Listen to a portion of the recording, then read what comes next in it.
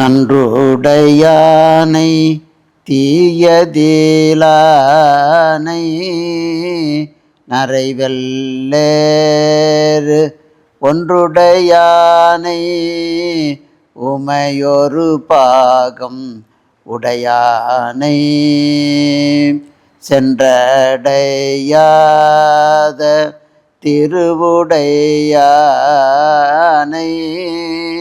சிராப்பள்ளி குன்றுடையானை கூரையன் உள்ளம் குளிருமே.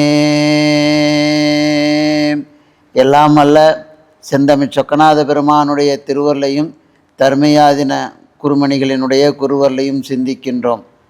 இன்றைய நாள் ஒரு நன்னாள். நமது பாராட்டுதலுக்கும் அன்பிற்கும் உரிய திருச்சி சாரதாஸ் ஜவுளிக்கடலினுடைய நிறுவனர் மணவாளன் அவர்கள் மிக சீரிய முயற்சியில் மிகப்பெரிய தமிழகத்தில் மட்டுமல்லாது உலக நாடு முழுவதும் போற்றக்கூடிய அளவிலே ஒரு ஜவுளி நிறுவனத்தை நிறுவியிருக்கிறார்கள். 1969ஆம் ஆண்டு திருச்சிராப்பள்ளியிலே சாரதாஸ் நிறுவனத்தை நிறுவினார்கள். அதற்கு முன்பாக இவர்கள் ஓமாந்தூர் என்று சொல்லக்கூடிய திருச்சிராப்பள்ளி மாவட்டத்தில் ஆறுநாட்டு வேளாளர் குலத்திலே தோன்றி பல அறப்பணிகளையும் செய்து வந்தவர்கள். அவர்கள் இலங்கையிலேயும் அதன் பின்னர் இங்கே திருச்சிராப்பள்ளி, அதன் பின்னர் சென்னையிலேயும் இந்த ஜவுளி கடையை அவர்கள் திறந்து வைத்து பல்லாயிரக்கணக்கான பேர்களுக்கு வேலைவாய்ப்புகளையும் உருவாக்கி கொடுத்திருக்கிறார்கள். அத்துடன் இன்றைய ஏழை எளிய மக்களுக்கு வேண்டிய அளவிற்கும் அவர்கள் அந்த துணிக்கடையின் மூலமாக செய்கிறார்கள். இந்த பொருள் இயற்றலும் ஈட்டலும் காத்தலும் காத்த வல்லது அரசு என்பதற்கிணங்க திட்டமிட்டு அவர்கள் இந்த விளம்பரம் செய்வது முதலான கொண்டு தானே கைப்பட எழுதி ஒவ்வொரு நாளும் பத்திரிகைகளுக்கு கொடுக்கின்ற வழக்கத்தையும் அதனோடு திருக்கோயில் வழிபாடு இவைகளையும் அவர்கள் செம்மையாக செய்து வருகிறார்கள். நம்முடைய 26வது மகா சன்னிதானத்தோடு மிக நீண்ட நெடிய பக்தி கொண்டவர்கள். அத்துடன் நம்முடைய ஆதீன திருக்கோயில்களில் சரபேஸ்வரர் திருபுவனம் சரபேஸ்வரர் திருக்கோயில், திருச்சி மலைக்கோட்டையிலே மௌன மடம், உய்யக்கொண்டான் மலை மிகப்பெரிய திருப்பணியாக மதில்கள் முழுவதுமே 6 அடி அகலம் கொண்ட அந்த மதில்களை மிக செம்மையாக திருப்பணி செய்தவர்கள். அத்துடன் வைத்தீஸ்வரங்கோயில், திருக்கடவூர், அதில் அந்த மண்டபம் சாமி வீர நடனம் ஆடி வருகின்ற இந்த மண்டபம் இவைகளெல்லாம் இன்றைக்கும் அவருடைய பெயரை சொல்லுகின்ற அளவிற்கு மிக செம்மையாக செய்கிறார்கள். திருப்பணிகள் மட்டுமன்றி குடமுழுக்கு விழாக்களையும் செய்து வருகிறார்கள்.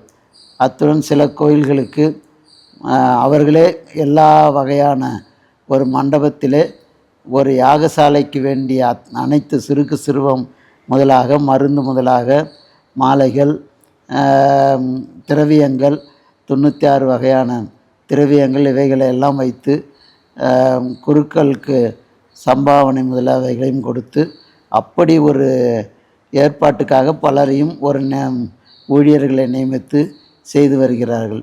இது ஒரு மிகப்பெரிய சாதனை. திருப்பணி என்று சொன்னால் செட்டிநாட்டு பெருமக்களை தான் சொல்வார்கள். அதற்கு பிறகு இந்த 6 நாட்டு வேளாளர்களுடைய சமூகத்திலிருந்து மணவாளன் அவர்கள் மூலமாகத்தான் பல கோயில்கள் இன்றைக்கு சிறப்புற்று விளங்குகிறது. இவைகளை அன்றி பல திருநெடுங்கலம் அந்த கோயில்களிலே ஒவ்வொரு ஆண்டும் 1008 கோ பூஜை முதலியவைகளை செய்வார்கள். அந்த கோயில் 2 முறை குடமுழுக்கு விழா செய்தவர்கள். மலைக்கோட்டையிலே ஏற்கனவே ஒவ்வொரு ஆண்டும் செடிகளை நீக்குவதற்காக அவர்கள் எழுதி கொண்டிருந்தார்கள், ஆள் தேடிக்கொண்டிருந்தார்கள். இவர்கள்தான் முதலாவதாக அந்த பகுதிகளிலே மலைக்கோட்டை மேலே இந்த செடி கொடிகள் முளைக்காத அளவிற்கு அதை மிக அற்புதமான திருப்பணியாக செய்து பார்ப்பவர்களினுடைய கண்ணை கவர்கின்ற வகையிலே செய்தவர்கள். அத்துடன் நம்முடைய சமயத்திலே வேத ஆகம புராண இதிகாச திருமுறை சாத்திரங்களின் மீது மிக பற்று கொண்டவர்கள். வீரேசன் தோப்பு என்று சொல்லக்கூடிய ஒரு இடம் நம்முடைய மௌன மடத்தை சார்ந்தது. அதிலே அவர்களுடைய எண்ணம் வேத பாடசாலை அங்கே தொடங்க வேண்டும், எப்போதும் வேதம் ஒலித்து கொண்டே இருக்க வேண்டும் என்று நாம் திருச்சிராப்பள்ளியிலே மௌனத்தம்பிரானாக இருக்கின்ற காலத்திலே நம்மோடு பல முறை அவர்கள் அதை கலந்து கொண்டு சொல்லி கொண்டு வருவார்கள். அப்படி வேதங்களின் மீதும் அந்த சிவாச்சாரியர்கள் அந்த யாகசாலைக்கு சென்ற பிறகு அந்த சிந்தனையோடு தான் இருக்க வேண்டும். அதற்காக தனியாக தானே சென்று ஒவ்வொரு குண்டத்தை சுற்றி கொண்டே இருப்பார்கள் யாகசாலையை. அப்படியெல்லாம் ஒரு நிறுவன தலைவராக இருக்கின்றவர் ஆட்களை விட்டு செய்ய சொல்லலாம் அல்லது பார்க்க சொல்லலாம். ஆனாலும் கூட தானே சென்று அதனை பார்க்கின்ற ஒரு முறைமையையும் அவர்கள் ஏற்படுத்தியிருக்கிறார். அந்த வகையிலேயே அவருடைய பிள்ளைகளையும் நன்கு வளர்த்திருக்கிறார்கள்.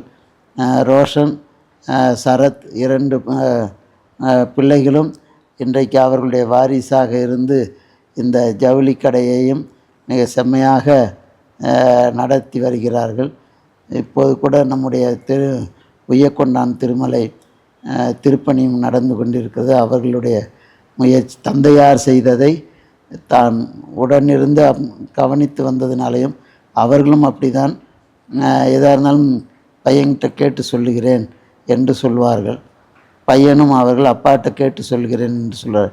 இப்படி ஒரு தந்தை மகனினுடைய உறவு முறைமை இருந்ததினால்தான் அந்த காரியங்களை எல்லாம் இப்போ இவர் எடுத்து செய்ய முடிகிறது. இந்த சகோதரர்களும் ஒருவரை ஒருவர் புரிந்து கொண்டு அந்த தந்தையார் விட்டு சென்ற பணிகளை இவர்களும் செய்து வருகிறார். மணவாளன் அவர்கள் காட்சிக்கெளியர் கடுஞ்சொல்ல நல்லனேன் மீட்கூறும் உலகு என்று வள்ளுவர் காட்டுவதற்கிணங்க அவர்கள் ஒரு கடைகளிலேயே தானே சென்று வியாபாரம் செய்கின்றதும் பொதுமக்களாக நிற்பார்கள். அவர்களுக்கு யார் முதலாளி என்று கூட தெரியாது. அவர்களிடமே இவர்கள் முதலாளியை பார்க்கணுன்னு கேட்பாங்க. கொஞ்சம் இருங்க சொல்கிறேன்னு சொல்லிவிட்டு அவர்கள் போய் அப்புறம் அந்த சீட்டில் உட்காந்து கொண்டு அவர்களை கூப்பிடுவார்கள். இவர்கள்தான் முதலாளி என்று அவரை பார்த்த பிறகு அவர்கள் வியப்படைவார்கள்.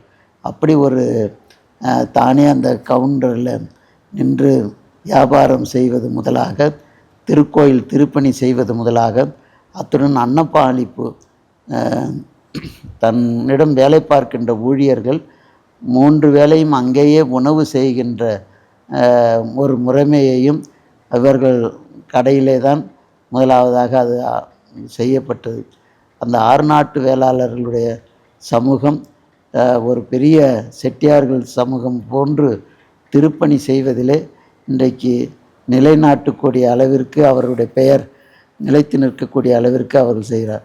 இத்துடன் 6 நாட்டு வேளாளர்களை எல்லாம் அவர்களுடைய பூர்வீகம் தில்லையை சார்ந்து இருக்கின்ற இடமாதலின் வருடந்தோறும் 2-3 பேருந்துகளில் 6 நாட்டு வேளாளர்களை எல்லாம் அழைத்து சென்று அங்கே தில்லையிலே மிகப்பெரிய ருத்ராபிஷேகம் இவைகளை செய்து அங்கே அவர்களை வழிபாடு செய்து வைக்கின்ற பாங்கும் கொண்டிருக்கிறார்கள். ஏன்னா இப்படி பல துறைகளில் இருந்து சமூகத்திற்கு சேவை செய்வது, அத்துடன் வயலூருக்கு பாத யாத்திரையாக சென்று வருவது, ஊழியர்களை எல்லோரையும் அழைத்து சென்று அது மாதிரி பாத யாத்திரை செல்லுகின்றவர்களுக்கு நீர்மூழ்களை கொடுப்பது, இந்த பழக்கங்கள் எல்லாம் அவர்கள் பக்தியோடு கூடிய தொழில்நுட்பமும் பணிவும் குருநாதர்களை பார்த்தால் எப்படி பழக வேண்டும் என்கின்ற அந்த முறைமையும் கொண்டவர்கள். அதனால் எல்லா துறையிலேயும் அவர்களுடைய பணி அங்கே எல்லா முகமும் அவருடைய முகமாகவே தெரிகிறது. குடி செய்வார்க்கில்லை பருவம் மடி செய்து மானம் கருதக்கெடும் என்ற வள்ளுவ பேராசானுக்கிணங்க செல்வந்தர்கள் செல்வந்தர்களாக மட்டுமில்லாமல் தான் கீழே இறங்கி பணி செய்ய வேண்டும் என்கின்ற ஒரு பெரிய தன்மையை உருவாக்கியவர்கள் மணவாளன் அவர்கள்.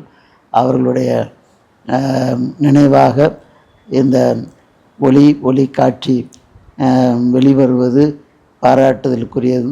அவருடைய சாரதாஸ் என்கின்ற ஒரு பெயரை சொன்னாலே உலக நாடு முழுவதும் அவருடைய பெயரை சொல்லும். அதே போன்று மாணிக்க விநாயகருக்கு கருங்கல் திருப்பணி செய்து தங்க விமானம் அமைத்தார்கள். அதேபோல் உச்சி பிள்ளையாருக்கும் சாமிக்கு அம்பாளுக்கு எல்லாம் தங்க விமானம் செய்து அழகு பார்த்தவர்கள். இப்படி பல நிலைகளில் பொன்னாலேயும் பொருளாலேயும் வாக்கினாலேயும் பல நிலைகளில் இருந்து உலக மக்களுக்கு நம்முடைய தான் சார்ந்த சமூகத்திற்கு திருமடங்களை சார்ந்திருக்கின்ற கோயில்களுக்கு அவருடைய பணி என்றைக்கும் பேர் நிலைத்து நிற்கின்ற வகையிலே அவர்கள் அருளிப்போந்திருக்கிறார்கள். அவர்களுடைய புகழோடு தோன்றுக அகுதிலார் தோன்றாமை நன்று என்றும் மக்கட்செல்வன் அவர்கள் கொடுத்திருப்பதும் அவர்கள் இருந்து பணியாற்றியதும் இன்றைக்கு புகழோடு அவர்களுடைய புகழ் உலகெங்கும் நிலைத்து நிற்கிறது என்று சொன்னால் அவர்களுடைய கைவண்ணம் இங்கு கண்டேன் என்ற கம்பநாட்டாழ்வார் காட்டியதற்கிணங்க அவர்களுடைய கைவண்ணம் தொட்டதெல்லாம் துளங்கும் என்கின்ற வகையிலே சாரதாஸ் என்ற நிறுவனத்தை தொடங்கி பல்லாயிரக்கணக்கானோருக்கு வேலை வாய்ப்பினையும் கொடுத்து அவர்கள் எல்லோருக்கும் இந்த வியாபாரம் வாணிபம் பேணி வாணிபம் என்ற வள்ளுவ காட்டுவதற்கு இணங்க கொள்வதும் குறை கொள்ளாது கொடுப்பதும் நிறை கொள்ளாது அவர்கள் செய்து வந்த அந்த பணியை மேலும் அவருடைய வாரிசுகள் தொடர்ந்து செய்ய வேண்டும் என்று விரும்பி அவர்கள் மேலிருந்து எல்லோரையும் வாழ்த்தி கொண்டிருக்கிறார்கள். அவர்தம் குடும்பத்தார், மனைவியார், அவருடைய குழந்தைகள் எல்லோரும் அவர்கள் விட்டு சென்ற பணியை தொடர்ந்து செய்ய வேண்டும் என்று விரும்பி வாழ்த்துகின்றோம். ஆறுநாட்டு வேளாளர்களுடைய சமூகத்திற்கு தனி என்று ஒரு குறிப்பிடம் இல்லாமையினால் அந்த ஆறுநாட்டு வேளாளர்கள் எல்லோரும் தருமபுர ஆதீனத்தை குருநாதராக ஏற்றுக்கொள்கின்ற அந்த மனப்பான்மையும் அவர்கள்தான் உருவாக்கினார். அதனால் தன்னுடைய குலதெய்வ கோயில்கள் அத்தனையிலேயும் நம்முடைய ஆதீனத்தின் சார்பில் மகா சன்னிதானங்களை அழைத்தும் இங்கிருந்து தம்பிரான்களை அழைத்தும் அவர்கள் முன்னிலையில்தான் அந்த குடமுழுக்கவையும் செய்தார். நாங்கள் இலங்கை, மலேசியா போன்ற நாடுகளுக்கு சென்ற போதும் அங்கேயும் இவர்களுடைய ஆறுநாட்டு வேளாளர்கள் அங்கிருந்து வரவழைத்து அந்த நாட்டிலேயும் நமக்கு ஆறுநாட்டு வேளாளர்கள் சார்பிலே அவர்கள் அந்த சிறப்பை செய்தார்கள். கேட்டபோது மணவாளன் அவர்கள்தான் இப்படி உத்தரவு பிறப்பித்திருக்கிறார்கள் என்று சொன்னார்கள். அது மகிழ்ச்சியாக இருந்தது. பலரும் இன்றைக்கு நம்முடைய ஆதீனத்திலே தீட்சை பெற்றிருக்கிறார்கள். அந்த வகையிலே அந்த சமூகத்தை சார்ந்திருந்து இன்றைக்கு மிகப்பெரிய அளவில் அந்த ஓமாந்தூர் அதில் சிவராத்திரி விழாவை மிக சீரிய முறையில் நடத்துவார்கள். அதற்கெல்லாம் காரணம் இவர்கள்தான், மணவாளன் தான் அதற்கு காரணமாக அமைகிறார்கள். ஆகையினால் அந்த சமூகமும் நீடினிது வாழ வேண்டும் என்று வாழ்த்துகின்றோம். மந்திர குருவே, யோக தந்திர குருவே, மூலன் மரபில் வரும் மௌன குருவே என்று தாய்மான் அடிகள் காட்டுகின்றார். மௌன மடம் என்பது திருமூலரால் ஸ்தாபிக்கப்பட்டது. 2000 ஆண்டுகளுக்கு மேலாக அதனுடைய பாரம்பரியம் மிக்கது அந்த மௌன மடம். அங்கே மௌன மடத்திலே முதலாவதாக பல திருமூலருக்கு வாரிசாக அங்கே வாழ்ந்து கொண்டிருந்தார்கள். அந்த வகையில் சாரமா முனிவர் என்று ஒரு முனிவர் அங்கே பூத்தொண்டு செய்து கொண்டிருந்தார். அவர் அந்த பீடத்தில் இருந்தார். அவர் அது லௌகீகம் எதுவும் இல்லாமல், பற்று இல்லாமல் அவர் யோக நிலையிலே சென்று விட்டதனால் அப்போது அந்த மடம் சாரமாமுனிவர் மடம் என்று அழைக்கப்பட்டது. அவர்களுடைய வாரிசாக மௌனகுரு வந்தபோது அவருடைய பெயரில் மௌன மடம் என்று ஆரம்பிக்கப்பட்டது. அதனுடைய கீழே தான் திருச்சிராப்பள்ளி மௌன கோயில், திரு எறும்பியூர், உய்யக்கொண்டான்மலை, திருநெடுங்கலம் போன்ற 4 திருக்கோயில்கள் அதில் ஆளுகைக்கு உட்பட்டிருந்தது. இதில் இப்போது நேரடி நிர்வாகமாக உய்யக்கொண்டான்மலையும் திருச்சிராப்பள்ளி அரசோடு சேர்ந்து இணைந்து 2 மடமும் மௌன மடமும் அரசும் சேர்ந்து பார்க்கின்றதாகவும், திருவெரும்பூரும் திருநெடுங்கலமும் அரசிடமே இருக்கின்றது. அதில் தாய்மானவரை வாரிசு கட்டுகிறார்கள். தாய்மானவர் அவர் யோக நிலைக்கு சென்றபோது இதன் மடத்தினுடைய நிர்வாகத்தை கவனிக்க ஆள் இல்லாமல் இருந்தபோது இருந்தவர்கள் எல்லோரும் சேர்ந்து மௌன மடத்தை கொண்டு வந்து தருமபுர ஆதீனத்திலே ஒப்படைத்து விட்டார்கள். இங்கே தருமபுர ஆதீனத்தினுடைய நிர்வாகத்தின் கீழ் அங்கே ஒரு தம்பிரானை நிர்மாணம் செய்து அவர்கள் அங்கே இருக்கின்றவர்கள் மௌன தம்பிரான் என்று அவர்களை அழைப்பார்கள். அந்த மௌன மடத்தினுடைய சார்பிலே கோயில்களில் தாய்மானவர் கோயிலில் உச்சிகாலம், சாயரட்சை 2 காலங்களும் மௌன மடத்தின் நேரடியாகவும், அதே போன்று திருவிழாக்கள் மற்ற எல்லா நிகழ்வுகளும் அங்கே நடைபெற்று கொண்டிருக்கிறது. அதற்கான பல நிபந்தங்கள் எல்லாம் ஒதுக்கி கொடுத்திருக்கிறார்கள். ஆனால் இந்த மௌன மடம் என்பது திருமூலரால் ஸ்தாபிக்கப்பட்டு அதனுடைய வாரிசுகளாக வந்து தாய்மானவர் வரைக்கும் அங்கே இருந்து தாய்மானவருக்கு பிறகு தருமபுர ஆதீனத்தில் இது ஆட்சி செய்யப்பட்டது.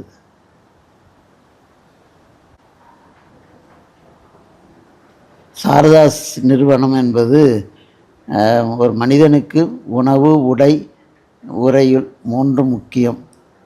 அது எப்படியும் ஒருவர் ஒரு உடையை அணிய வேண்டும் என்று நினைக்கின்றவர்கள், வசதி உள்ளவர்கள் மட்டும்தான் புத்தாடை அணிய வேண்டும் என்கின்ற ஒரு நிலையை மாற்றி ஏழை எளியவர்களும் கூட அவர்களுக்கு தக்கவாறு உடை கொடுக்கின்ற ஒரு நிறுவனம் சாரதாஸ் நிறுவனம்.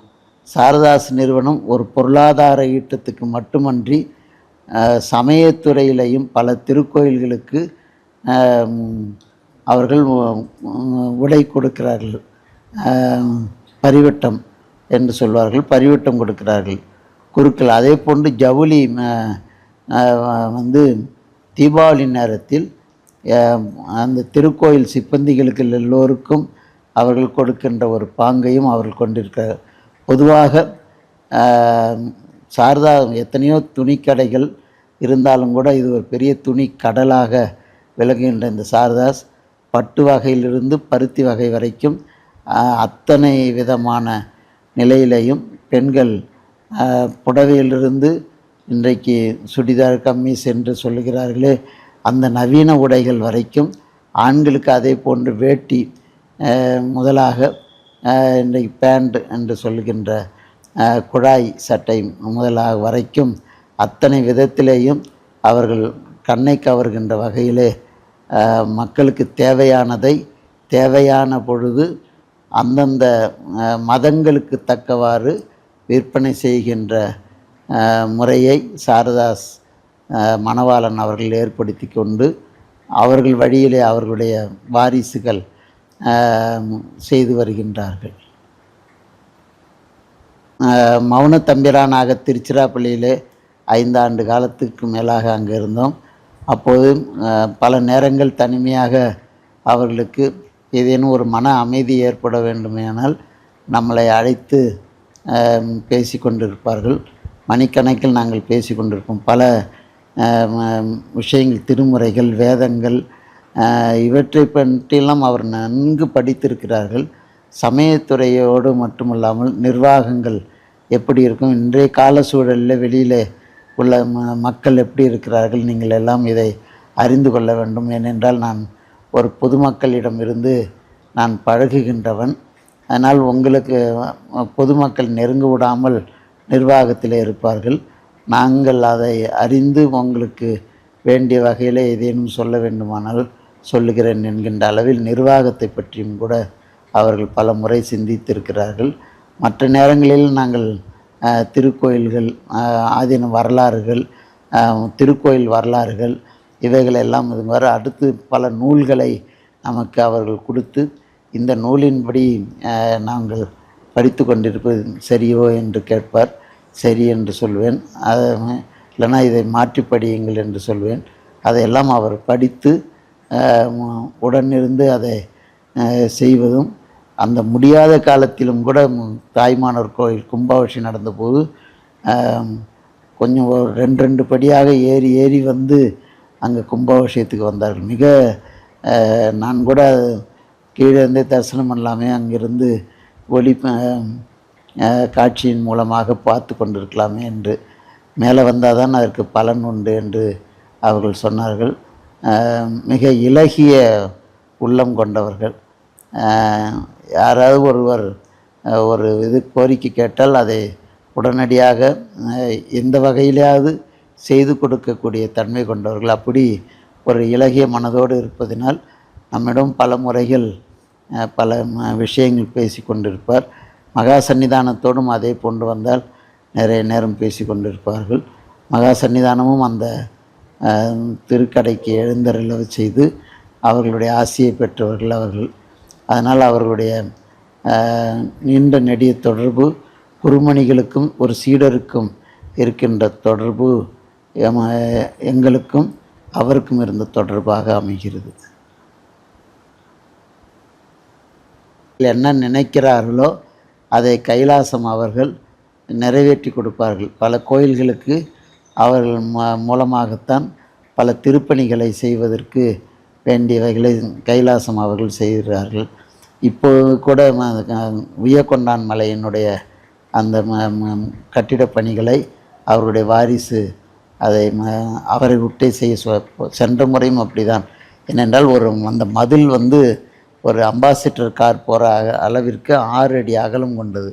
அவ்வளவும் இடிந்திருந்ததை எழுப்பி கருங்கல் திருப்பணியாகவே அந்த மதில்களை செய்து அதுக்கு கோப்பிங் என்று சொல்லக்கூடிய அளவிற்கு கோப்பிங் கொடுத்து அந்த தண்ணி மேலிருந்து கீழே எப்படி விழ வேண்டும் என்பதையெல்லாம் கூட அவர்கள் பல முறை கேட்டு சன்னிதானம் அவர்கள் உத்தரவின் பேரில் நாங்கள் அந்த திருப்பணியை உடன் இருந்து பார்த்தோம். அப்போதெல்லாம் அந்த கைலாசம் அவர்கள் தனிப்பட்ட முறையில் அவர்கள் கட்டிடங்கள் கட்டி வாடகைக்கு இதுக்கு கொடுக்கிறார்கள், விற்பனை செய்கிறார்கள்.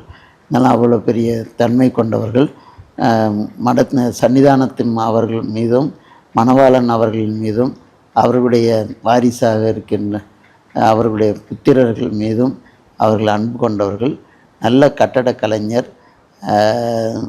சமூகத்திலேயும் அவர் கார்கார்த்தா சமூகத்தை சார்ந்த அவர்கள் இந்த பணியிலேயும் அந்த சமூகத்தினோடு இருக்கின்ற இணக்கமும் அவர்கள் கொண்டவர்கள். அவர்களுடைய பணி இந்த மணவாளன் அவர்களுடைய எண்ணப்படியே எண்ணியாங்கு திண்ணியராக பெறின் என்கின்ற வகையிலே அவர்கள் திண்ணியராக இருந்து எல்லா பணிகளையும் செய்திருக்கிறார்கள். அதனால் குருசீடன் என்கின்ற முறையிலே அவர்கள் பழகியதும் மகா சன்னிதானம் அவர்களுக்காக அவர்கள் எந்த நிலையிலேயும் தன்னை இழந்த நிலையிலேயே காணப்படுவார்கள். அதுதான் அவர்கள் மகா சன்னிதானத்தினோடு கொண்டிருந்த குரு பக்திக்கு உரிய இலக்கணமாக மணவாளன் அவர்கள் திகழ்ந்தார்கள்.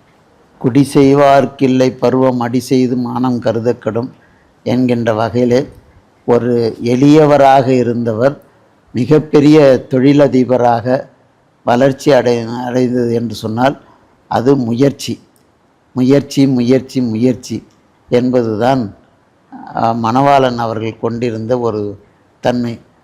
திரு என்கின்ற செல்வத்தை கொடுப்பது என்றால் முயற்சி தான். அதனால் அந்த முயற்சியை எல்லோரும் செய்து கொண்டே இருங்கள். அது செய்து கொண்டே இருந்தால் என்றைக்கும் ஒரு நாள் வெற்றி பெற முடியும் என்பதை அவர்கள் வாழ்நாளில் சாதித்து காட்டியவர்கள். வாழ்நாள் சாதனையாளராக விளங்கிய அவர்கள் எப்படி ஒரு தொண்டனாக இருந்து வளர்ச்சி அடைந்து மிகப்பெரிய சாரதாஸ் நிறுவனத்தை உலகம் இயக்கும் வண்ணம் கொண்டு வந்தார்களோ, வெளிநாடுகளில் இருந்து வருகின்றவர்கள் எல்லோரும் அந்த கடையை பார்த்து அங்கேனும் ஏதேனும் வாங்கி செல்ல வேண்டும் என்கின்ற விருப்பத்தை ஏற்படுத்தினார்கள். இதே போன்றுதான் மக்கள் அனைவருக்கும் அவர் உழைப்பை கற்றுக் கொடுத்தார். அந்த உழைப்பு எல்லோருக்கும் உழைப்பின் வாரா உறுதிகள் உளவோ என்கின்ற பட்டினத்தடிகளினுடைய வாக்கிற்கிணங்க எல்லோரும் அந்த உழைப்பை அவரை போன்று ஒரு உறுதித்தன்மையை, அவரை போன்று ஒரு இலகிய தன்மையை, அவரை போன்று ஒரு பக்தியோடு கூடிய பண்பாட்டை அப்படி பெற்றீர்களேயானால் வாழ்க்கையில் நிம்மதியான ஒரு வாழ்க்கையை பெற முடியும் என்பதற்கு இது ஒரு காட்டாக அமைகிறது. எல்லோருமே அவரை பின்பற்ற வேண்டும். பின்பற்றி அந்த அவருடைய வாழ்க்கை எப்படி இருந்ததோ அதன்படி வாழ வேண்டும் என்று மக்கள் அனைவருக்கும் நமது நல்வாழ்த்துக்களை கூறுகின்றோம்.